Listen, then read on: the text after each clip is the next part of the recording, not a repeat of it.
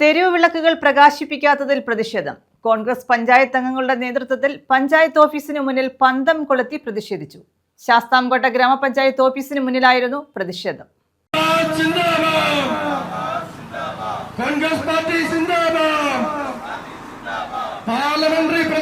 മിഴി തുറക്കാത്ത വിളക്കുകൾ, ഇരുട്ടിലായ തെരുവുകൾ, ആട്ടുകല്ലിന് കാറ്റുപിടിച്ചതുപോലെയുള്ള LDF ഭരണ നേതൃത്വം എന്ന മുദ്രാവാക്യമുയർത്തിയാണ് കോൺഗ്രസിന്റെ നേതൃത്വത്തിൽ ഗ്രാമപഞ്ചായത്ത് ഓഫീസിന് മുന്നിൽ പ്രതിഷേധം സംഘടിപ്പിച്ചത്.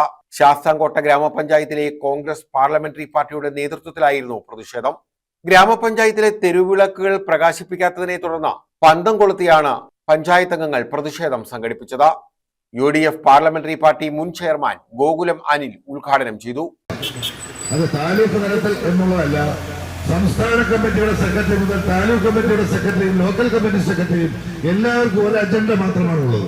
അവർ ഇതേപോലെയാണ് കേരളത്തിലെ അടുത്ത മൂന്നാമതും പിണറായി ഗവൺമെന്റ് വരുമെന്നുള്ള ഉദ്ദേശത്തോടു കൂടിയാണ് PSC പോലും സ്വകാര്യവൽക്കരിച്ചത്. കാരണം PSCയിൽ എഴുതി കഴിഞ്ഞാൽ ആയിരക്കണക്കിന് ലക്ഷക്കണക്കിന് ഉദ്യോഗാർത്ഥികൾ PSC പരീക്ഷ എഴുതി കഴിഞ്ഞാൽ പോലീസിലായാലും ഏത് ഡിപ്പാർട്ട്മെന്റിലായാലും PSCയെ പ്രൈവറ്റ്വൽക്കരിച്ചുകൊണ്ട് അവരുദ്ദേശിക്കുന്ന ആളുകളെ തിരികെ കയറ്റുന്ന ഒരു സംവിധാനം കേരള സംസ്ഥാനത്ത് മുഴുവനായി നടപ്പാക്കിയതിന്റെ ഫലമായിട്ടാണ് ഈ തെരഞ്ഞെടുപ്പിൽ കേരളത്തിലെ 140 അസംബ്ലി മണ്ഡലങ്ങളിൽ 4-1 35 സീറ്റ് കൊണ്ട് LDF തൃപ്തിപ്പെടേണ്ടി വന്നത്. തുണ്ടിൽ നൌഷാദ്, അനിൽ പനപ്പെട്ടി, തസ്നി, നബീസത്ത, റിയാസ് പനപ്പെട്ടി, നിസാർ പള്ളിശ്ശേരിക്കൽ, സൈറസ് പോൾ, സ്റ്റാലിൻ എന്നിവർ പങ്കെടുത്തു.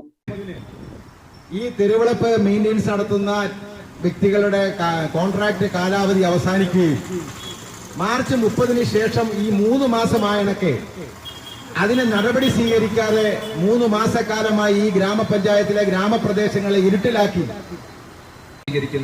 LDFന്റെ ഭരണ നേതൃത്വം എന്ന ക്യാപ്ഷനോടുകൂടിയാണ് ഞങ്ങൾ ഈ സമരം ഇവിടെ നടത്തുന്നത്. ഈ സമരം ഒരു സൂചനാ സമരമാണ്. News bureau, Sasthamkotta.